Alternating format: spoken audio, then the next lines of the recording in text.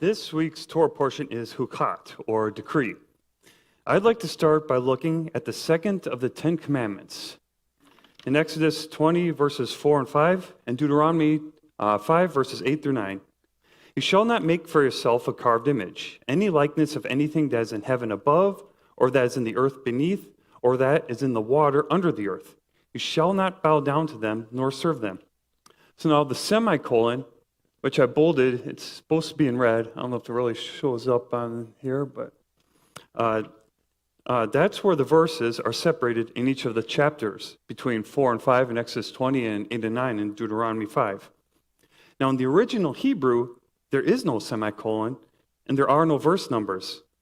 But perhaps because of them, I've heard that there are people who will take the first verse and conclude that we are not to create any carved images at all.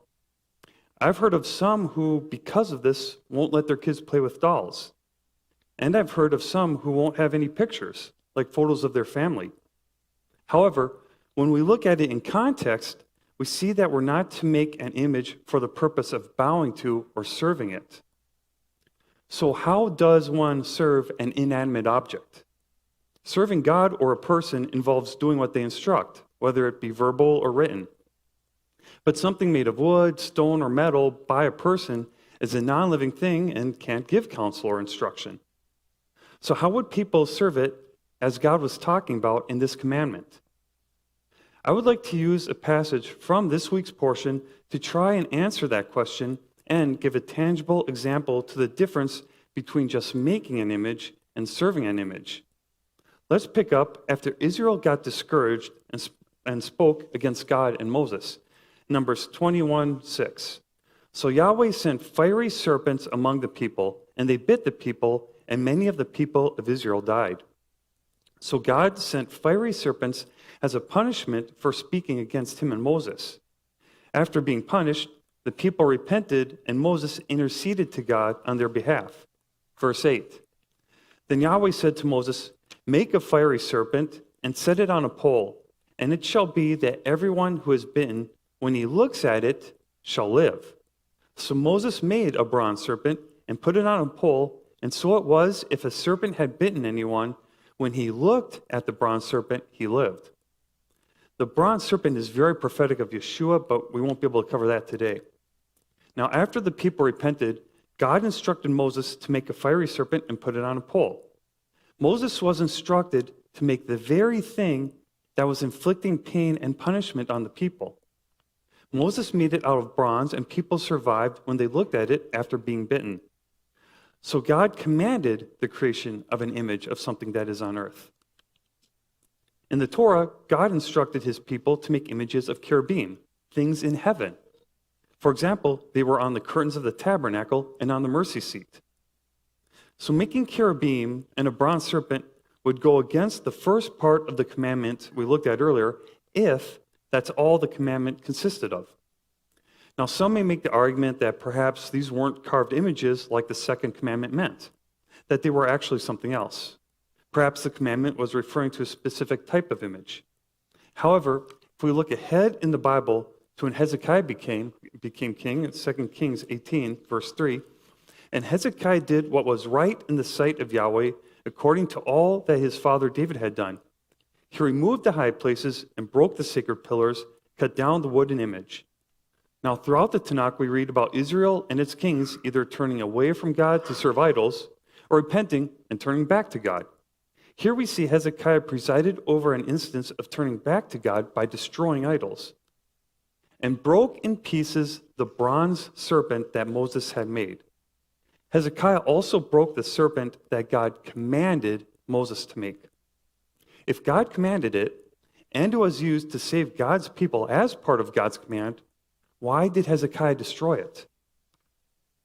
For until those days, the children of Israel burned incense to it and called it Nehushtan. That's why Hezekiah broke it, because the Israelites gave it a name, an identity of a god. In the Hebrew, the name they gave it is pretty close to the word for serpent, Nahash, and Nehushtan. Also, they burned incense to it. Those actions by the people is what changed this God-ordained sculpture into an idol. We saw very similar things happen with the golden calf. Before we go to that account, let's consider an idol built at Solomon's temple. Bronze oxen were created for the temple, but there was no rebuke or punishment from God because of it. Now, these also have prophetic significance, but I won't be able to get into that right now. So why was it okay to make oxen for the temple, but not a calf at Mount Sinai? Let's take a look at the golden calf account. In Exodus 32:1. Now, when the people saw that Moses delayed coming down from the mountain, the people gathered together to Aaron and said to him, "Come, make us gods that shall go before us. And as for this Moses, the man who brought us up out of the land of Egypt, we do not know what has become of him." Here, the intent of the creation was for it to be a god, Elohim. Verse 4, "And Aaron received the gold from their hand, and he fashioned it with an engraving tool and made a molded calf. Then they said, 'This is your God, O Israel, that brought you out of the land of Egypt.' They gave it an identity stolen from Yahweh, crediting the calf with saving them from Egypt. So when Aaron saw it, he built an altar before it. And Aaron made a proclamation and said, 'Tomorrow is a feast to Yahweh.' Then they rose early on the next day, offered burnt offerings, and brought peace offerings. And the people sat down to eat and drink and rose up to play. Now, Lord, in verse 5, is the Tetragrammaton, Yahweh, God's name. They called the calf Yahweh, proclaimed a holy day for it, and made offerings to it. In Leviticus 23, God gave specific instructions about his holy days. And he gave specific instructions about giving him offerings in Leviticus chapters 1 through 7. The Hebrew word used throughout Leviticus 1 through 7 when it instructs to burn the offerings is katar. This happens to be the same Hebrew word we read in 2 Kings 18:4 when the people were burning incense to Nehushtan, the bronze serpent. By looking at what the people did with the images that angered God, we can deduce what it means to serve them and what the second commandment is forbidding. We are not to identify the image as a god. We must not celebrate it by holding a feast for it. And we cannot make offerings to it. Basically, we are forbidden to treat anything like God except for God. If someone burns offerings to pictures or statues of people, that's breaking the second commandment. If someone says a doll is a god and celebrates it like a god, that's sin. If they're not doing those things, the pictures and statues are just that, pictures and statues.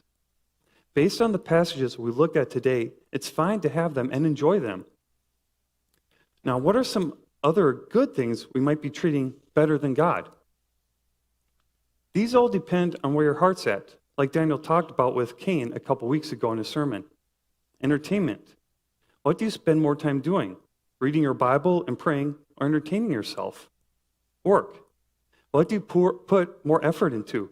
Being on time for church or being on time for your job? Volunteering at church. On Shabbat, what do you look forward to more? Praising God or helping out in the booth or outside of the sanctuary? Appearance. Are you more concerned with how things look and sound, whether in person or online, than you are with spending this time to deepen your relationship with God? Fellowship. Do you enjoy fellowship with each other more than fellowship with God? Are you unable to wait for lunch after service and instead skip worship, the teachings, and prayer in favor of hanging out in the hallways? Extracurricular activities.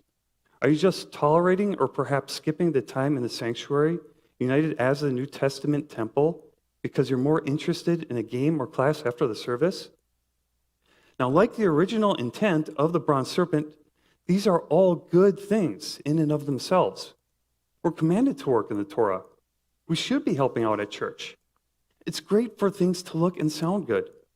Fellowship with each other is important. And activities after service can help us with fellowship and education. Just be sure you're not treating these things better than God. And be sure you are treating God like God by giving him the time and attention he deserves. Shabbat Shalom.